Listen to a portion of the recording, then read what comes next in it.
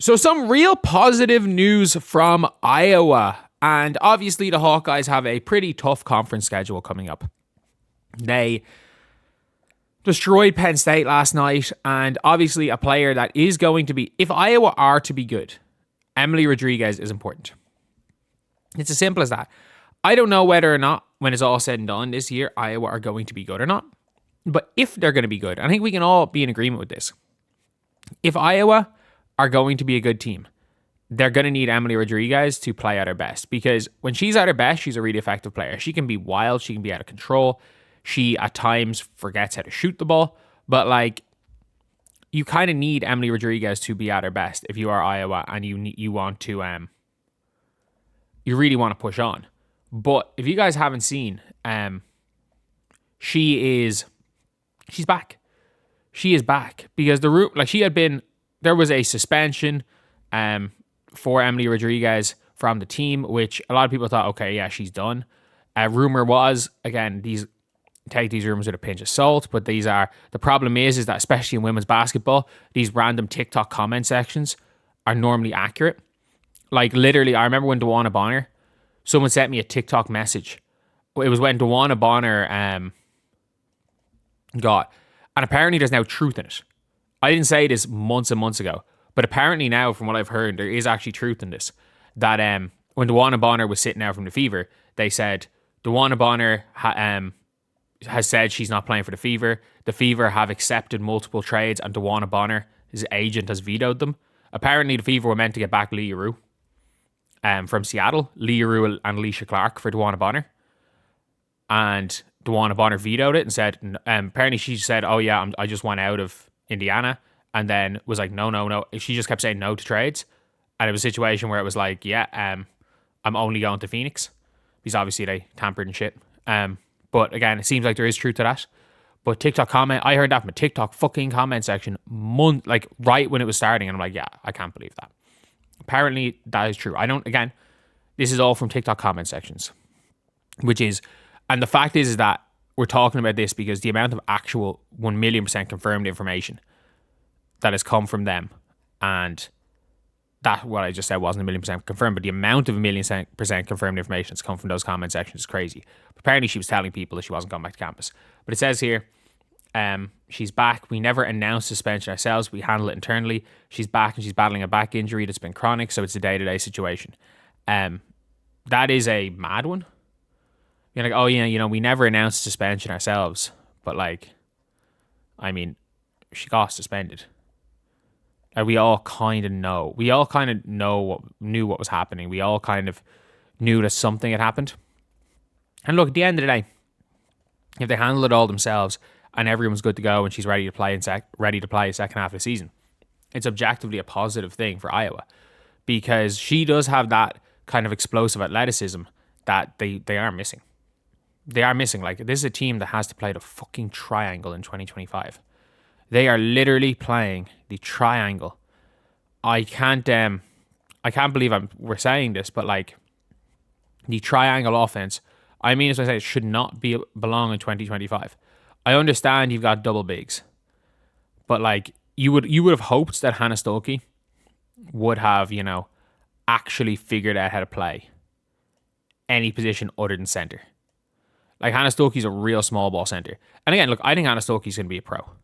I think she's going to be a really solid role player in the WNBA. I think she's going to be like an eighth man. But at the end of the day, say not an eighth man, she's an 11th man. But at the same time, we have to be real here. Stuelke has been a quite big disappointment. That being said, though, Emily Rodriguez, it does really help. It really does help. She was at the game yesterday, and where is it here? Emily Rodriguez is back. Great, heel up, can't wait to get her back. Great, she's not staying with suspension, but things still don't make sense. What things were handled internally before UConn game? Jan said she's on the team as of now. Why would you say that? No, she got suspended. Like, somebody leaked the suspension to the media, which is what happens. It's 2025. Somebody leaked suspension to the media. Iowa didn't want it to get out, and it's now at the stage where, okay, shit, everybody knows that there's a suspension, so we can't really pretend like there's nothing and nothing's going on. So And obviously people started digging into it due to the answer that she gave. The answer that she gave by saying, "Oh yeah, it's she's on the team as of now." So like Jan Jensen is the reason why that became a thing. But look, at the end of the day, it is what it is. It is what it is, and you do hope in general that we're looking at a situation where she can come back and she can kill it. And she can come back and she can be a really effective player for this team. That she can be a high level player for Iowa. Because look, at the end of the day, Iowa is Iowa kind of go where their stars take them, but they still do need the role players. Like, you need a Stremlo to step up. You need an Addie Deal to step up, and realistically, you need Emily Rodriguez to step up. You need her to step up, and it is one of those things where I think a lot of people just don't realize it yet. Don't realize how important some of these role players are going to be to this team. Because again, if you are Iowa, all you have to do is you have to put yourself into a position for a scalp. Like, UConn are the much better team. We saw that over the course of 40 minutes. But we also saw enough of Iowa's play that you're like, okay, maybe, just maybe, on UConn win 95 times out of 100.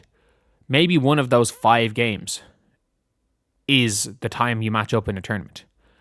And that's the way, if you're Iowa, you have to look at it. And that's why you need role players step up. You need these players ready to play. You need these players ready to go and be solid. Be solid. Hit shots on the day. Play defense on the day, and hope a team like a UConn, like a South Carolina, like a USC, or USC kind of shit, like a UCLA. You hope that maybe one of them has a bad game, and with that happening, you need a team that is you need a team that's together. You need a team that has that athleticism. You need a team that has that grit, that has that one player that maybe is just going to go and take over a game, and that could be Emily Rodriguez. So I think it's really important to see Emily Rodriguez back with Iowa. I think it's really, really important for them, because I do personally feel like Iowa are one of the better teams in college basketball. Just top to bottom, they're one of the deeper teams. And they are one of those teams that, like, I have like different tiers. I have my like best teams, which is UConn by a decent chunk. And then I have South Carolina and Texas. I think maybe Texas and UConn, the two of them for me are kind of levels above. And then after that, it's like South Carolina. You've got UCLA as my like, okay, yeah, if these win, I'm not that surprised. And you've got the bubble teams. The teams that I think are on the bubble, as in your Oklahomas, LSU, trying off the top of my head, who's in that tier. There's other teams. But then there's like the slightly lesser tier teams that could fuck about in the tournament and pull off a scalp. That I don't think they're going to pull off 2-3 scalps in a row. But they could pull off a scalp and knock off a team early. Just like Duke almost knocked off South Carolina last year. I didn't think Duke were that good last year. But like, if Duke had beaten South Carolina, like Texas were going to beat Duke. It was one of those things. But Duke almost knocked off South Carolina purely because they were one of those, again, they were a team that had the ability to take a scalp off a team. But they were never going to go on a big run. I think that's what Iowa can be. If you are Iowa, your goal this year should be Sweet 16. Last year, I said Sweet 16 was probably the best they could have done. I thought they shouldn't lose in the first round. And this year, my guess would be, look, if Iowa lose in the, if Iowa get to the Sweet 16, it's been a solid season. Then that's where you hope to get a scalp to get into the Elite Eight. I don't think they have enough to get to the Final Four, or even or definitely not the championship game. I don't think they have enough to do that.